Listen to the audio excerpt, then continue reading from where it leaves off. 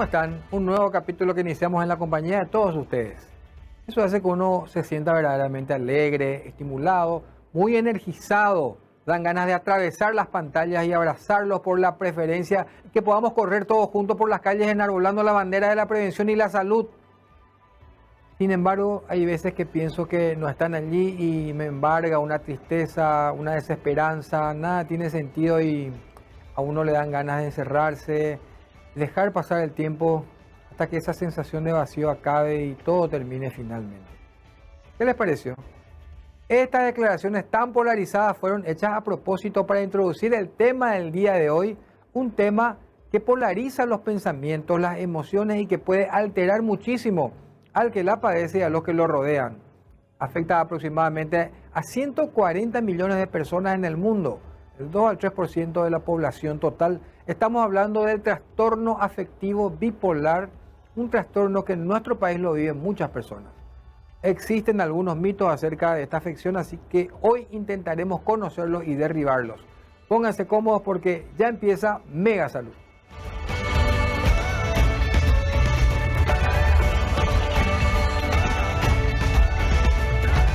Bueno, ya está nuestro invitado en piso, quiero que lo conozcan, así que vamos a ver esa placa, señor director. Hoy nos visita el doctor Miguel Ángel Cuellar Hop, médico, psiquiatra, especialista en adicciones, presidente de la Sociedad Paraguaya de Psiquiatría, director general del Centro Integral de Neurociencias, psiquiatra forense de la Corte Suprema de Justicia, director médico de la Clínica Los Pilares. Un gusto y un honor que esté con nosotros acá el doctor Miguel Ángel. ¿Cómo está, doctor? Bueno, bienvenido. Hola Albert, ¿qué tal? Muchas gracias por recibirme acá en el programa. Hoy vamos a hablar de algo demasiado interesante y que realmente está como muy presente en nuestro día a día, ¿verdad? Está muy presente y como que siempre se vio esto, ¿verdad? Siempre se vio que digamos, esta afección, este trastorno, esta patología, y que, como estábamos hablando antes de empezar el programa, se da mucho manifestaciones en los jóvenes, ¿verdad? Empieza comentando por al respecto de las generalidades, la incidencia, como son las estadísticas regionales, mundiales. Nosotros estamos, me imagino, más o menos consorte con eso, ¿verdad? Y bueno, el trastorno bipolar es una enfermedad realmente crónica que se inicia en personas jóvenes, generalmente inicia entre los 15 y 25 años. También vemos manifestaciones en adultos, pero el inicio, la explosión de la enfermedad es en la adolescencia, ¿verdad?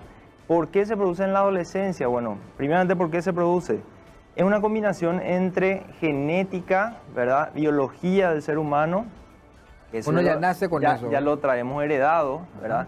Generalmente cuando vos ves una persona con trastorno bipolar, averiguás y ves que hay familiares, antecedentes familiares que también tuvieron la enfermedad, o de repente indagando un poco más, preguntás y hay gente que te dice, bueno, tuve un tío, un abuelo que en algún momento se suicidó, o no estuvo en algún hospital psiquiátrico, o tenías depresiones a repetición, ¿verdad? Pero es una enfermedad de gente joven y más o menos se da, y en Paraguay seguimos las mismas estadísticas que en el resto del mundo, tenemos un 3 a 4% de la población con esa enfermedad, ¿verdad? Ahora, ¿qué consiste la enfermedad?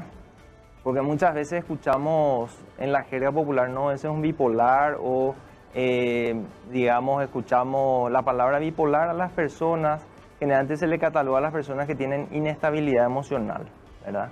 Pero en realidad ese es un concepto errado. El trastorno bipolar es una enfermedad que consiste, un grupo de enfermedades que consiste en cambios en el estado de ánimo, pero esos cambios en el estado de ánimo se dan de forma permanente, digamos, y se dan por ciclos, ¿sí? ¿Qué significa eso? La persona tiene, yo siempre digo que en el trastorno bipolar la persona tiene una tendencia natural a tener cambios en su estado de ánimo, ¿verdad? A veces esos cambios pueden ser para arriba, que son lo que se llaman los episodios maníacos o hipomaníacos, o a veces puede tener episodios para abajo. Esta enfermedad depresivo, ¿verdad? Exactamente. Esta enfermedad es la que habitualmente se llamaba enfermedad maníaco-depresiva, claro, anteriormente. Justamente por las dos manifestaciones. Pero si yo te digo, por ejemplo, doctor, de que muchas veces yo me siento para arriba y digo, hoy, no sé, tengo ganas y al otro día, o no sé si tan así, ¿verdad? Pero en otros momentos yo no me siento tan bien, por ejemplo. ¿Y cómo yo sé que no estoy, digamos, dentro de lo que es un trastorno ahí, De ¿verdad? lo que Porque la persona normalmente tiene esos momentos. Acá es mucho más evidente eso. así mismo, ¿verdad? Bueno, eso que vos considerás, digamos, como cambio en tu estado de ánimo, tenemos que tener en cuenta que eso es absolutamente esperable y absolutamente normal. Tener cambio en el estado de ánimo es la regla, ¿verdad? Ahora, ¿qué es lo que marca un poquito? ¿Cuál es la diferencia entre un trastorno bipolar? Que ese cambio en tu estado de ánimo, cuando tu humor está extremadamente bajo o bajo, ¿verdad? En el cual vos estás triste, desganado, hay una disminución en tus niveles de energía, si ese periodo se mantiene en el tiempo y tarda y dura 14 días o más, es donde empezamos a hablar de que vos tenés un cambio del estado de ánimo hacia el polo depresivo, ¿sí? Y un punto más, que es el punto que marca la diferencia, es la funcionalidad. ¿Qué significa la funcionalidad? Cuánto ese cambio en tu estado de ánimo afecta en tu trabajo, afecta en tu vida familiar, afecta en lo social, afecta en tu día a día. Claro, porque muchas veces uno dice, bueno, yo no me siento bien, la procesión va por dentro, ¿verdad? Pero estoy haciendo qué bien te veo. Así, bueno, en realidad tengo problemas, pero sigo haciendo. En ese caso, digamos, no se está hablando de un trastorno, digamos, del ánimo, digamos, ¿verdad? Bueno, ahí lo que tenemos que tener en cuenta es el esfuerzo que vos estás haciendo para lograr el mismo rendimiento que antes. Porque cuando me hablaste de la funcionalidad, es como que yo entendí como que era algo, digamos, imposible de hacer lo mismo que venía haciendo por digamos, tu trastorno tal vez depresivo en este caso, ¿verdad? Lo que pasa es que a veces uno hace un sobreesfuerzo, en esos estados hace un sobreesfuerzo. De hecho, ahí tocaste un punto muy importante porque generalmente en las consultas, ¿qué es lo que pasa? En los estados depresivos, ¿verdad? En los estados depresivos generalmente acude el paciente por sí solo, pide ayuda al paciente, ¿verdad? El paciente siente la necesidad de consultar porque está triste, el paciente sufre, ¿sí? Y cuando está en el otro polo, el paciente no sufre porque el paciente está contento, está con muchas ganas, está con mucha energía. Quiere quedarse así, ¿verdad? Exactamente. Imagínate, ¿quién no quiere sentirse bien, dormir pocas horas, sentirse activo? Ser productivo, ¿verdad? Ser productivo, ¿verdad? Y lo que lo traen a la consulta en esos estados es la familia. Claro. Porque la familia es la que se está dando cuenta. Claro, porque puede haber un montón de cosas que está haciendo que no son, digamos, porque estamos hablando de una persona que no fue siempre así, sino que de repente es así, ¿verdad? Bueno, mira, ahí es muy importante porque en el trastorno bipolar que tenemos ciclos o tenemos fases, ¿sí? No es que la persona con trastorno bipolar todo el tiempo está en un ciclo de descompensación. De hecho, la mayor parte del tiempo la persona con trastorno bipolar está, digamos, está eutímica, o sea, está sin síntomas. Eutímica se llama eso, ¿verdad? Cuando digamos, tiene un nivel, digamos, digamos, promedio, digamos, ¿verdad? Exactamente, La parte del ánimo. donde su nivel de estado de ánimo está en la media, ¿verdad? Puede estar un poco para arriba, un poco para abajo, pero está en la media, ¿sí? Entonces, ¿qué es lo que pasa? ¿Cuál es la enfermedad? El concepto de la enfermedad es que esa persona tiene una susceptibilidad mayor al resto de la población a tener cambios en su estado de ánimo, ya sea o hacia la fase de hipomanía o ya sea hacia la fase de depresión, ¿sí? Y eso, digamos, Albert, tenemos que tener en cuenta que eso no se cura, ¿verdad? Hoy en día existen buenos tratamientos, pero no existe una cura. Entonces, ¿qué es lo que pasa? A veces la gente te dice, bueno, pero ahora él está bien. Claro, pero nosotros en el trastorno bipolar lo que tenemos que mirar es la fase actual y tenemos que mirar la tendencia también. ¿Por qué? Porque hoy está bien, pero sabemos que esa persona en algún momento va a volver a presentar un nuevo episodio. Claro, totalmente, porque eso es lo que ya se sabe, ¿verdad? Que esa persona tiene ciclos, tiene como que, bueno, momentos eutímicos, como dijiste bien, ¿verdad? Momentos en donde puede estar en uno de los polos, ya que por eso se llama bipolar, ¿verdad? Yo te decía mi ejemplo porque me imagino que, y después vamos a hablar del diagnóstico, ha de ser difícil diagnosticar, no, tal vez no es difícil diagnosticar, pero para una persona darse cuenta, como vos decís bien, ¿verdad? Si eso no es normal, llevar la procesión por dentro, como yo te decía, y bueno, sí, los problemas siempre están, pero yo tengo que seguir, qué sé yo, y cómo sabe que de repente ya no está cayendo en una de las etapas, digo particularmente, pero bueno, después vamos a ir hablando más precisamente de todos los síntomas de de cada fase, qué es lo que puede ver el entorno, qué es lo que puede ver la familia, sobre todo teniendo en cuenta que esto empieza muy temprano. No sé si por ahí se puede caracterizar ya como el rasgo de una persona, no, él lo es siempre así, siempre fue así, ¿verdad? Porque ya le empezó temprano, o si realmente hay manifestaciones bien características. Lo digo como para que también la audiencia después quede ilustrada con lo que nos va a explicar al respecto. Bueno, el problema justamente, Albert, es eso, ¿verdad? Que no siempre tenemos un cuadro así Florido. tan típico y tan florido, ¿verdad? La mayoría de las veces empieza como un rasgo de la personalidad que a lo mejor está un poco elevado. Por decirte, ¿quién no vio un adolescente contento? ¿Quién no vio un adolescente alegre? Mismo, ¿quién no vio un adolescente enamorado? Que presenta, fíjate vos que presenta muchas de estas características. Totalmente, una ¿verdad? conducta hiperbólica, ¿verdad? Y uno asocia totalmente a los cambios de la edad, ¿verdad? Así mismo, ¿verdad? Entonces, a veces, de hecho, el diagnóstico es bastante complejo, inclusive para nosotros desde la psiquiatría nunca es tan florido, salvo que vos veas un episodio así maníaco con síntomas psicóticos, ¿verdad? Que eso cualquiera puede hacer ese diagnóstico, pero lo que pasa es que esa persona con esa sintomatología florida es la minoría. Claro. La mayoría de los pacientes, de hecho, muchos de los pacientes empiezan con depresiones, ¿sí? En la adolescencia. Y siempre el desafío para nosotros es cómo diferenciar una depresión unipolar de una depresión bipolar. ¿Qué significa la depresión unipolar y qué significa la depresión bipolar? Eso es fundamental porque en la jerga, digamos, en nuestro día a día, la depresión es la misma para todos, ¿sí? Pero, ¿cuál es la diferencia? Que las personas con depresión unipolar van ciclando a lo largo de su vida siempre para abajo. Tienen un periodo de eutimia, siempre para abajo. Tienen un periodo de eutimia, siempre para abajo. O sea que el trastorno siempre va para abajo, digamos. Exactamente. Entonces ellos tienen un solo polo. Por eso nosotros llamamos a esas personas con trastorno con depresión unipolar, ¿sí? Claro. Y las personas con trastorno bipolar tienen un episodio depresivo, un periodo de eutimia sin síntomas, vuelven a tener otro episodio depresivo o hacen episodios de hipomanía, o sea, episodios para arriba, ¿sí? ¿Y cómo diferenciamos uno de otro? Porque cuando se presenta, nosotros vemos un paciente depresivo, ¿sí? Y ahí el gran desafío es... Y ahí ustedes ya tienen que hacer el diagnóstico de unipolar o bipolar a esa depresión. Y bueno, ese es el desafío diagnóstico nuestro del día a día. ¿Qué es lo que pasa? ¿Por qué es importante? ¿Por qué es tan importante hacer buen diagnóstico. el diagnóstico diferencial entre uno y otro? Porque las depresiones unipolares responden mejor a los antidepresivos. Y las depresiones bipolares responden mejor a otro tipo de tratamiento. Ah, que vamos a hablar después, no te vayas adelantado todo, porque tenemos Perfecto. una pausa, pues está súper importante y estamos aprendiendo muchísimo. Yo ahora me siento como que más motivado, bueno, estoy diciendo, te vamos a la pausa, enseguida volvemos.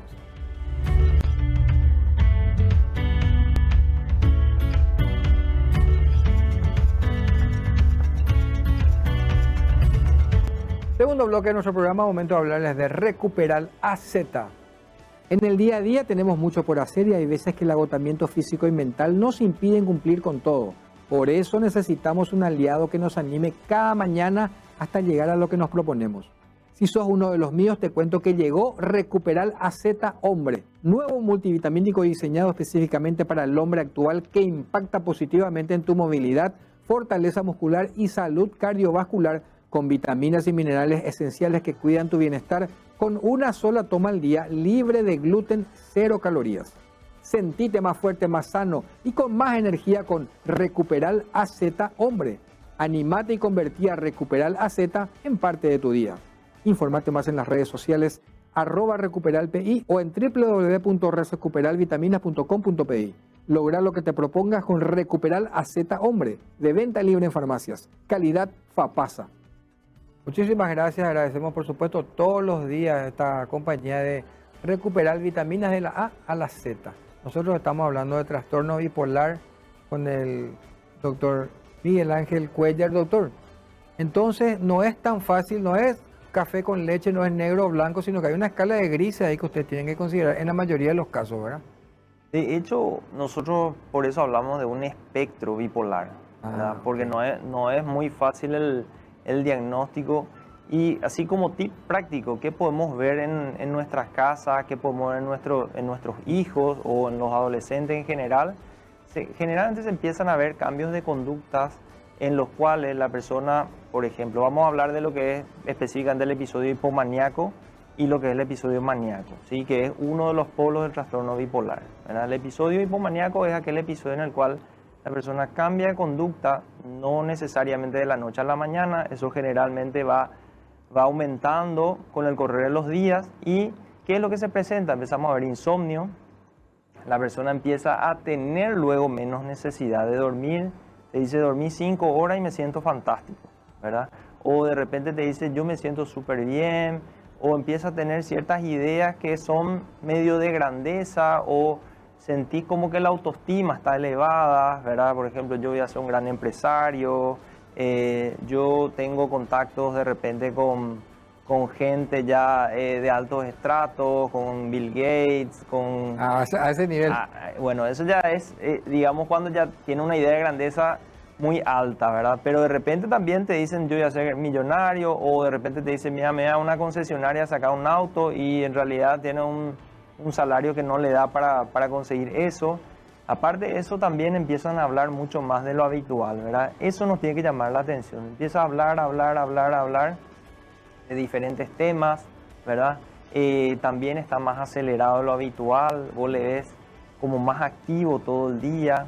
Es como que no se les acaba la energía, es como que las pilas están ahí permanentemente Duermen cargadas. poco, pero están ellos como que no acusan recibo de ese insomnio, tienen ganas, hablan de proyectos, tienen la autoestima elevada. Y yo te pregunto, en una persona de 15, 16, 17 años, que digamos es la población, digamos, donde más ocurre este tipo de trastornos, que también esta misma persona está relacionándose con un entorno donde hay, por ejemplo, sustancias tóxicas, por ejemplo, que pueden consumir y que le puede dejar en ese tipo de estados, como también no es también un problema hacer una diferenciación, porque obviamente ha de ser así, ¿verdad? Sí, bueno, ahí tenemos que tener en cuenta que hay el huevo y la gallina, y Albert, ¿verdad? Porque estos estados hacen de que uno mida menos el riesgo. Claro. Entonces tiene conductas más temerarias, tiende a manejar a altas velocidades, tiende a tener una conducta sexual desinhibida. Ese es el problema con la parte, digamos, hipomanía. De hipomanía, ¿verdad? También tienden a consumir más sustancias, ¿verdad? Pueden usar el alcohol de forma más excesiva, tienden a usar cocaína, marihuana o hacer experiencias nuevas en cuanto a drogas nuevas, ¿verdad? Entonces eso pasa permanentemente en los estados de manía o hipomanía. Y también algo que se ve mucho son los gastos excesivos. Empiezan a gastar más dinero. Incluso no se miden. No se miden. Y estamos hablando yo he visto pacientes que llevan a gastar 200 veces su sueldo, por ejemplo, en un estado como ese. Entonces uno puede decir, ¿cómo se recomponen después de ese episodio? O sea, por eso nosotros siempre decimos, miremos, digamos, el presente, pero también miremos el futuro, porque esa persona, y empiezan a publicar cosas. Hoy en día con las redes sociales, lo primero que yo les digo a los pacientes y a las familias es corten las redes sociales, porque empiezan a publicar cosas que el día de mañana ellos son 100% conscientes de esas publicaciones que hicieron y les da vergüenza. ¿Son conscientes, pero no en el momento que hicieron la publicación? O bueno, sí, tienen otro tipo de nivel de conciencia. No, ellos tienen el nivel de conciencia, lo que pasa es que no miden el peligro en ese momento. Ah, ahí está. Entonces pueden llegar a hacer publicaciones eróticas, publicaciones de repente desafiándole a alguien o desafiándole al sistema, cosas que habitualmente no lo hacen. ¿Verdad? Yo me imagino lo que va a ser tu visión cuando ves las redes sociales así al azar y decís, bueno, acá vemos tal cosa, ¿verdad? Pero obviamente se refleja muchas cosas, muchas veces en las redes sociales, por ejemplo, ¿verdad? Que es lo que vos también podés ver en una persona cuya conducta le trae al consultorio, por ejemplo. 100% de acuerdo. De hecho, la ciencia empezó a usar esa herramienta hoy en día y generó ciertas aplicaciones en las cuales se usa mucho para el trastorno bipolar. ¿Por qué? Porque la persona que tiene trastorno bipolar, cuando está en un episodio de manía o hipomanía, hace muchas más publicaciones de la habitual, usa mucho más sus redes sociales, usa mucho más el celular, ¿verdad? Y cuando uno está depresivo, eso está totalmente en baja. De hecho, apaga el celular o deja sin movimiento. Y también mide el GPS, ¿verdad? Mide cuánto te moves. Cuando uno está en estado de manía o hipomanía, uno se mueve muchísimo más. Claro, claro, uno no puede estar en un lugar si tiene toda la energía como para algo hay que hacer. No mido los gastos, no mido la velocidad, no mido el peligro. Yo me imagino que ambos estados, después me vas a hablar del depresivo, pero obviamente el depresivo sabemos cuál puede ser el extremo, ¿verdad? Lo más peligroso, ¿verdad?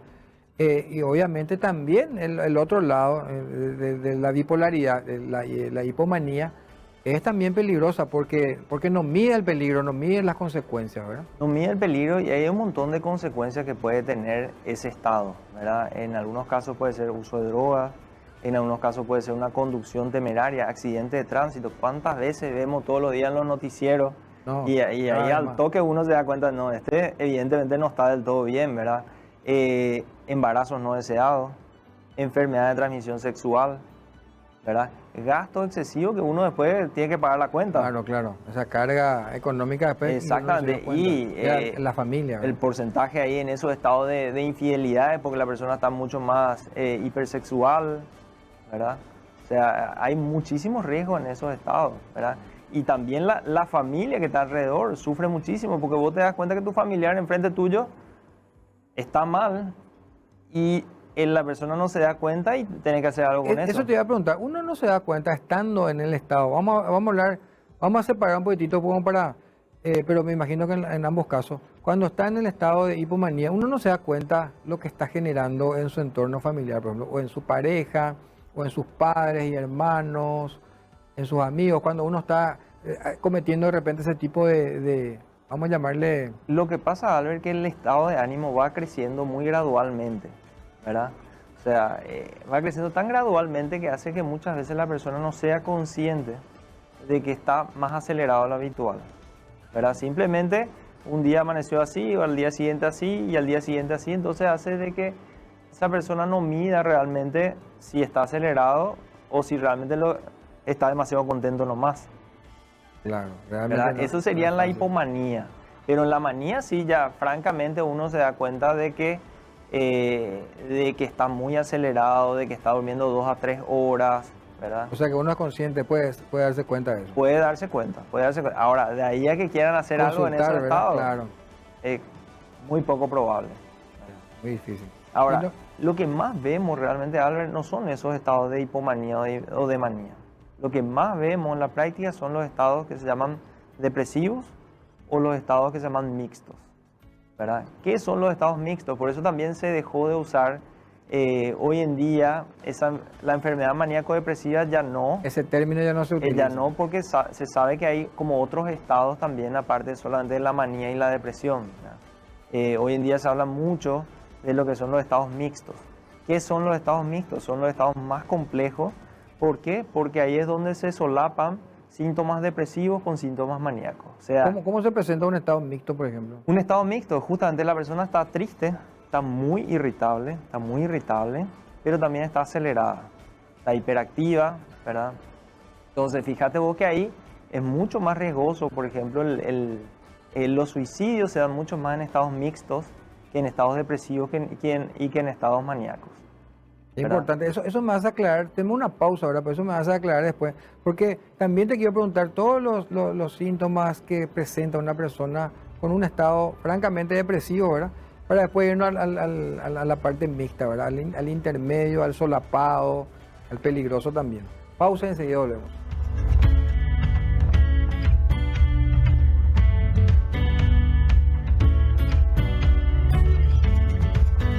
Tercer bloque de nuestro programa, ustedes ya saben, momento de hablarles de Protein Inmune.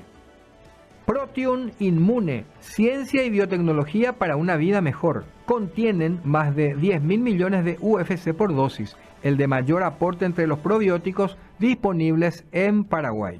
Libre de sustancias con potencial alergénico más comunes, como la lactosa, el gluten, la soja, las proteínas de pescado y del huevo. No contiene vitaminas ni oligoelementos en su formulación, ayuda a mantener y estimular el sistema inmunológico y también ayudan a fortalecer las defensas naturales del organismo. Protein E, con el aval de laboratorios Sabal. Nuestro agradecimiento de todos los días a Protein Inmune, que hace mucho por nuestras defensas tan necesarias. Bueno, seguimos hablando, doctor, acerca del trastorno bipolar. Bueno, ¿qué matices, qué cantidad de matices tiene? Qué dificultoso se me hace, de verdad, tener que poder hacer un buen diagnóstico, y qué importante, sobre todo, como estabas diciendo, ¿verdad? Hablaste inclusive digamos, la parte mixta, ¿verdad? Que nos vas a explicar. Pero un depresivo, antes que nada, unas características así como para vayamos entendiendo Bueno, más. la depresión es lo que más vemos hoy en día, y realmente la depresión bipolar ocupa digamos, una gran parte de la torta de lo que es la depresión, ¿sí? Ahora, ¿qué es lo que pasa? Estas personas con síntomas depresivos van a una consulta y muchas veces son mal diagnosticados como una depresión unipolar. Que es lo que ¿verdad? vos habías dicho, que el tratamiento es diferente, dijiste al comienzo. El ¿verdad? tratamiento es diferente. ¿verdad? Ok. En la depresión, ¿qué vemos como característica, como fenómeno? Lo que más se ve es, así, el síntoma cardinal es la tristeza, ¿sí? Es el síntoma cardinal de la depresión. A eso le sumamos alteraciones digamos, en el ciclo del sueño-vigilia. Generalmente en la depresión bipolar vemos más lo que se llama la hipersomnia. El paciente tiende a dormir más. En la depresión unipolar casi siempre vemos el insomnio.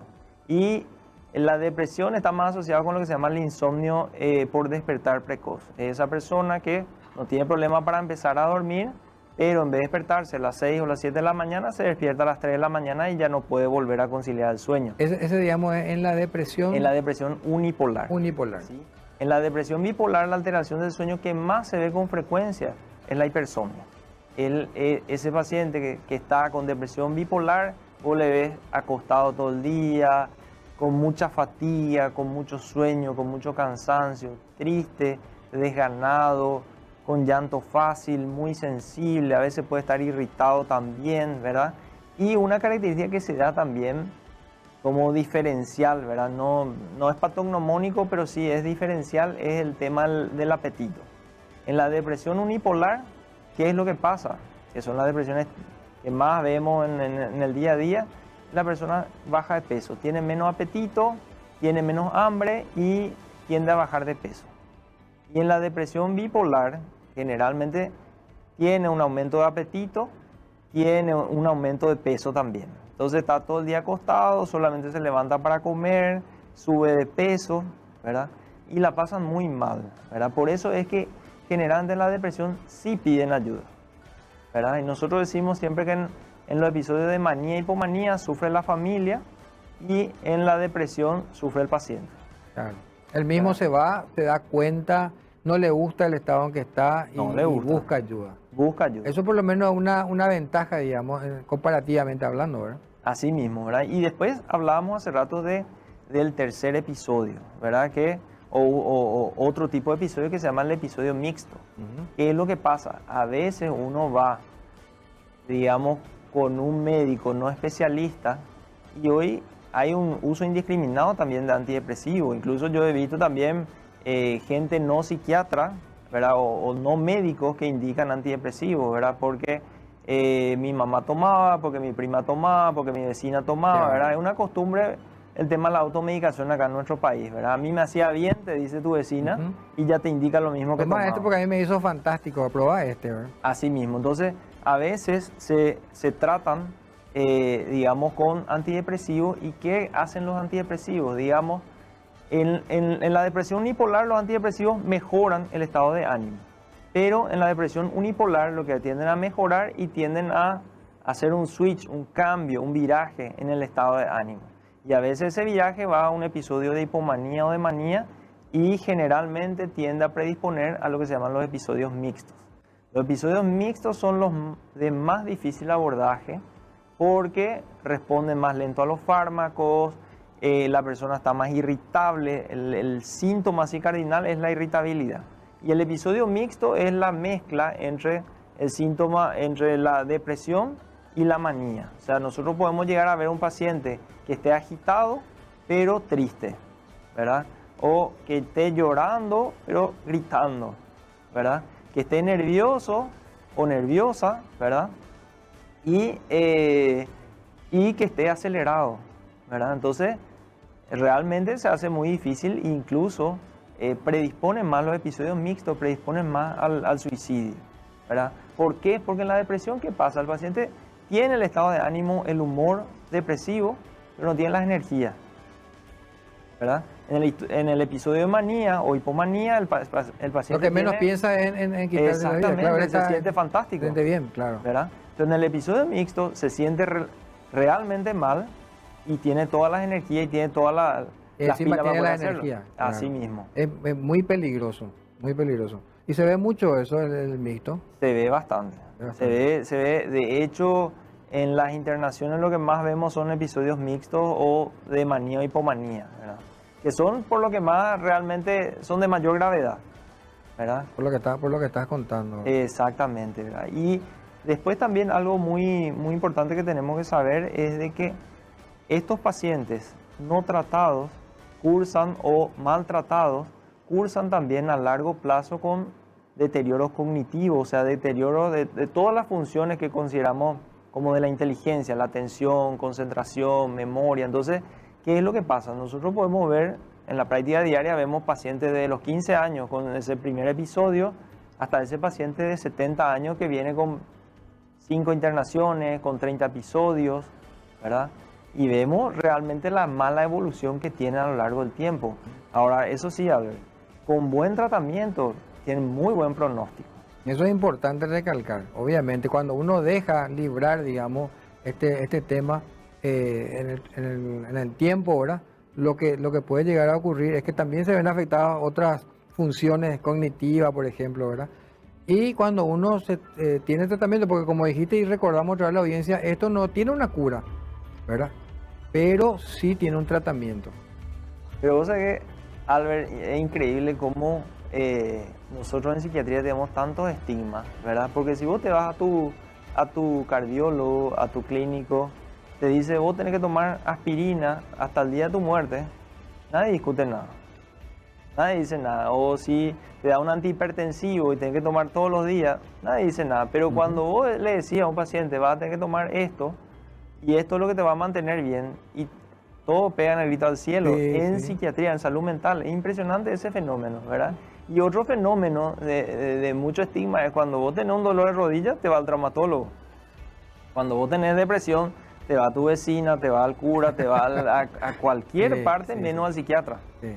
¿Verdad? Todavía Entonces, seguimos con ese estigma. seguimos, ¿verdad? Seguimos realmente con mucho estigma en cuanto a la salud mental, ¿verdad? O sea, es impresionante cómo la gente va recorriendo y muchas veces el último eslabón termina siendo el psiquiatra. Pero es que es importante lo que estás diciendo con relación a lo que dijiste, porque una mala elección de medicamento, una mala elección de profesional puede ocasionar un trastorno mucho peor, porque estamos hablando de algo, de un equilibrio muy, pero muy, digamos, fino, y que solamente el especialista es el que puede darse cuenta de repente y medicar en consecuencia. Tenemos una pausa y venimos con más de este interesante tema. Ya volvemos.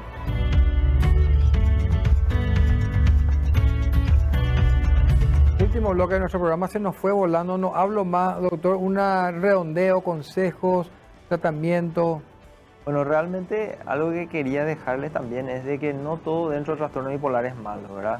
El trastorno bipolar con tratamiento tiene muy buen pronóstico, llevan una vida absolutamente normal, ¿verdad?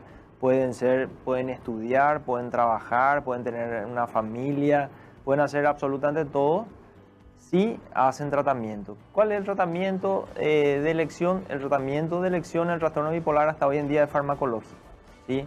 Es como la base de la pirámide. También, digamos, y no menos importante, la psicoterapia, ¿verdad? El tema de llevar una vida saludable es fundamental, porque se altera mucho el ritmo, el ciclo de la persona, y ahí empiezan las descompensaciones, ¿verdad? Cuando hay alteración en el sueño, ¿verdad? Cuando hay alteración en la alimentación. Hoy en día se habla mucho de eso también, de la alimentación como un factor desencadenante. Hoy en día se habla mucho de lo que es la microbiota en prevención de recaídas, por ejemplo, ¿verdad? Ah, tiene que ver también. Sí, muchísima, porque el intestino es un gran productor de neurotransmisores. Sí, sí. ¿Verdad? Entonces, sabemos hoy en día que el intestino también es fundamental dentro de la prevención en los trastornos bipolares, ¿verdad? Les decía también de que es una enfermedad que si no se trata, la llevas muy mal, ¿verdad? La llevas muy mal y tiene muchas consecuencias a corto, mediano y largo plazo, ¿verdad?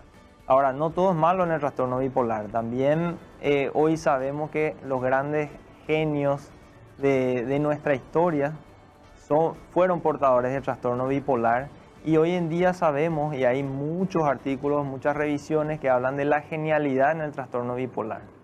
Ustedes pueden googlear, por ejemplo, y van a encontrar un montón de genios de nuestra historia que hicieron grandes descubrimientos justamente en estos episodios de grandeza o en estos episodios así de aceleración, ¿verdad?